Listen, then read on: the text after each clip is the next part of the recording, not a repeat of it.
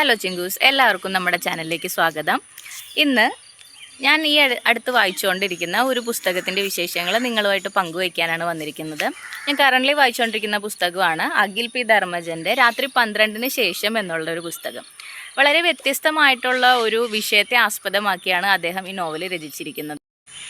അധികം ആരും തിരഞ്ഞെടുത്തിട്ടില്ലാത്ത ഒരു വിഷയമാണ് ബോഡി സ്വിച്ചിങ് അല്ലെങ്കിൽ ആസ്ട്രിക്കൽ പ്രൊജക്ഷൻ എന്നൊക്കെ ഉള്ളത്. ഞാൻ ആദ്യമായിട്ടാണ് ആ ഒരു തരത്തിലുള്ള വിഷയത്തെ ബന്ധപ്പെട്ടൊരു പുസ്തകം വായിക്കുന്നത്. അതായത് ഒരു ശരീരത്തിൽ നിന്ന് അതിനകത്തുള്ള ആത്മാവ് വേറൊരു ശരീരം സ്വീകരിക്കുന്നു, ഓട്ടോമാറ്റിക്കായിട്ട് ആ പഴയ ശരീരത്തിലുള്ള വ്യക്തി മരിക്കുന്നു. അങ്ങനെ ഒരു ടോപ്പിക് എടുത്തിട്ടാണ് അഖിൽ പി ധർമ്മജൻ ഈ പുസ്തകം രചിച്ചിരിക്കുന്നത്. നമ്മുടെ കഥയിൽ വനിത എന്നൊരു കഥാപാത്രമാണ് ഉടനീളം പുസ്തകം തുടങ്ങുന്നത് തൊട്ട് അവസാനിക്കുന്നത് വരെ ആ ഒരു കഥാപാത്രത്തെ കേന്ദ്രീകരിച്ചിട്ടാണ് ഈ പുസ്തകം മുന്നോട്ട് പോകുന്നത്. ഈ ആക്സിഡൻറ്റിന് ശേഷം വനിതയും വനിതയുടെ പിതാവും കൂടിയിട്ട് ആ യുവാവിനെ ആശുപത്രിയിൽ എത്തിക്കുന്നു, ചികിത്സകളൊക്കെ നൽകുന്നു. അപ്രതീക്ഷിതമായിട്ട് തന്നെ ആരോടും പറയാതെ യുവാവ് ആശുപത്രി കടന്നു പോവുകയാണ്, അതായത് ആശുപത്രിയിൽ നിന്ന് വിട്ടു പോവുകയാണ്. അപ്പോൾ ഇതിലെന്തോ സംശയം തോന്നിയിട്ട് വനിത ഈ യുവാവിനെ ഫോളോ ചെയ്യുന്നു. അങ്ങനെയാണ് ആ കഥ അവിടെ തുടങ്ങുന്നത്. ആ വാഹനം ഇടിച്ച് യുവാവിൻ്റെ പേര് സിദ്ധാർത്ഥ് എന്നാണ്. അങ്ങനെ സിദ്ധാർത്ഥും വനിതയും തമ്മിലുള്ള കൂടിക്കാഴ്ചകളും അവർ തമ്മിലുള്ള സംഭാഷണങ്ങളുമാണ് ഈ കഥ മുന്നോട്ട് പോകാനായിട്ട് കാരണം. രാത്രി 12 മണി വരെ, അതായത് സാധാരണ നോർമൽ ആ ഒരു പീരീഡ് മൊത്തം സിദ്ധാർത്ഥ് സാധാരണ ജോലിക്ക് പോകുന്നു. അവൻ ഊമയായിട്ട് ആദ്യം അഭിനയിക്കുന്നു, പിന്നെ അത് കളവാണെന്നുള്ളതെല്ലാം വനിത മനസ്സിലാക്കുന്നു. ഈ ജോലിക്ക് പോകുന്ന സമയം രാവിലെ ആ ഉടനീള സമയങ്ങളും സിദ്ധാർത്ഥായി തന്നെ ഇരിക്കുന്നു. പക്ഷെ രാത്രി 12 മണിക്ക് ശേഷം അദ്ദേഹത്തിൻ്റെ ശരീരഘടനയിൽ മാറ്റങ്ങൾ വരുന്നു. തന്നെ ഇറങ്ങി നടക്കുന്നു, അപരിചിതരായിട്ട് സംസാരിക്കുന്നു. സാധാരണ ഭാഷ മലയാളം ആണെങ്കിലും രാത്രി 12 മണിക്ക് ശേഷം വളരെ വ്യക്തമായിട്ടും സ്പഷ്ടമായിട്ടും ഇംഗ്ലീഷ് ഭാഷയിൽ സംസാരിക്കുന്നു. അങ്ങനെ വേറൊരു വ്യക്തിയായിട്ടേ മാറുന്നു രാത്രി 12 മണിക്ക് ശേഷം. ഇതിൻ്റെ പുറകിലുള്ള രഹസ്യം കണ്ടുപിടിക്കാനാണ് വനിത ഇയാളുടെ പുറകെ കൂടുന്നത്. വനിത ഇങ്ങനെ സഞ്ചരിച്ച് വളരെ അപകടകരമായിട്ടുള്ള സിറ്റുവേഷനിലേക്കൊക്കെ ചെന്നെത്തുന്നു.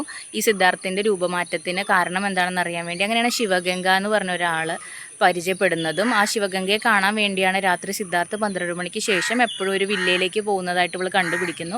പിന്നെ അവരായിട്ട് സമ്പർക്കം നടത്തുന്നു. അങ്ങനെയാണ് ശിവഗംഗയുടെ മകളുടെ ആത്മാവാണ് സിദ്ധാർത്ഥിൻ്റെ ഉള്ളിലുള്ളതെന്ന് അറിയുന്നു.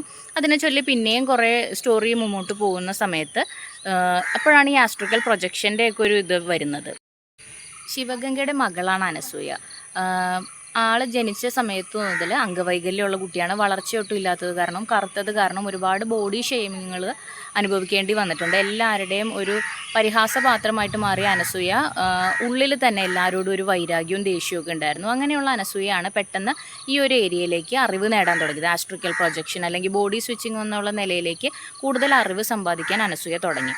അതിനുശേഷം അനസൂയ ഇതൊന്ന് പ്രാക്ടിക്കലാക്കി കഴിഞ്ഞാൽ എങ്ങനെ ഇരിക്കും എന്നുള്ളതൊന്ന് ചിന്തിക്കാൻ തുടങ്ങി. കാരണം തൻ്റെ ശരീരത്തിൽ നിന്ന് തനിക്ക് നല്ല ഭംഗിയുള്ള അല്ലെങ്കിൽ എല്ലാവരും ഇഷ്ടപ്പെടുന്ന ടൈപ്പ് ഒരു ശരീരത്തിലേക്ക് മാറി എനിക്ക് അയാളുടെ ശരീരത്തിൽ അങ്ങനെ ജീവിക്കണം എന്നുള്ളത് അനസൂയയുടെ മനസ്സിൽ അങ്ങനെ ഒരു തോട്ട് വരികയാണ്.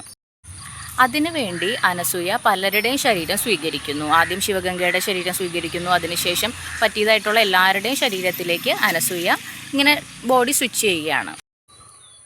വളരെ പണ്ട് ഒരുപാട് നാൾ മുമ്പ് ബ്രിട്ടീഷുകാരുടെയൊക്കെ കാലഘട്ടത്തിൽ ഇങ്ങനെ സ്വർണ്ണ ഖനികളൊക്കെ ഉണ്ടായിരുന്നു. അതിങ്ങനെ സ്വന്തമായി മേടിച്ച് ഒരു സായിപ്പാണ് അത് ശേഖരിക്കാനൊക്കെ തുടങ്ങിയത്. അങ്ങനെ എന്തോ കൂടെ ഉള്ള ആളുകളുടെ ചതികളെല്ലാം മൂലം അയാൾക്ക് ആ സ്ഥലം നഷ്ടപ്പെടുന്നു. അയാളുടെ ഭാര്യ പറഞ്ഞാണ് ബാക്കിയുള്ള ആളുകളെല്ലാം ഈ കഥ അറിയുന്നത്.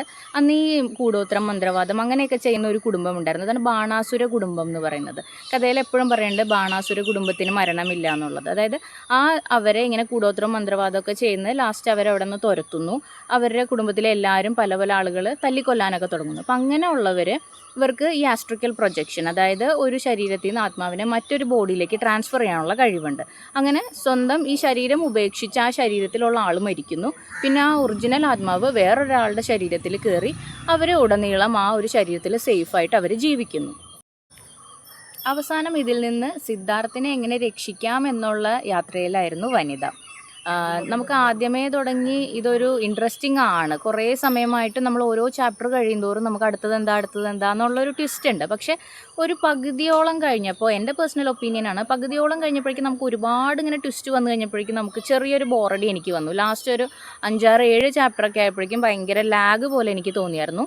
എൻഡിങ്ങും എനിക്ക് അത്ര ഇഷ്ടപ്പെട്ടില്ല. കാരണം നമ്മൾ കുറച്ചും കൂടി ഇത്രയും ത്രില്ലിൽ വന്ന സമയത്ത് കുറച്ചും കൂടി നമ്മൾ എക്സ്പെക്റ്റ് ചെയ്തിരുന്നു ഒരു നല്ല ക്ലൈമാക്സ് ആവുന്നു. പക്ഷേ ക്ലൈമാക്സ് അവിടെ വെച്ചും ഇത് തന്നെ നമ്മൾ വിശ്വസിച്ച ആളല്ല, അടുത്ത ആളിലേക്ക് ബോഡി സ്വിച്ച് ചെയ്തു എന്ന് പറഞ്ഞ് പെട്ടെന്ന് അവിടെ നിർത്തുമായിരുന്നു.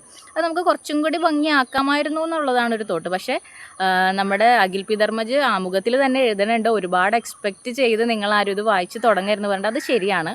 നമ്മൾ എന്തെങ്കിലുമൊക്കെ അധികം പ്രതീക്ഷിച്ച് കഴിയുമ്പോൾ അതിലേക്ക് എത്തിയില്ലെങ്കിൽ നമുക്കൊരു വിഷമം വരുമല്ലോ. അതേപോലെയാണ് ക്ലൈമാക്സ് എനിക്ക് ഇഷ്ടപ്പെട്ടില്ല. ഒരു ആദ്യത്തെ ഹാഫ് അതെനിക്ക് നല്ല ഇഷ്ടപ്പെട്ടു. എന്നാലും ത്രില്ലിംഗ് ആണ്, നമുക്ക് ഈ ഒരു ഹൊറർ മൂഡിലൊക്കെ വായിക്കാൻ പറ്റിയ ഒരു പുസ്തകമാണ്.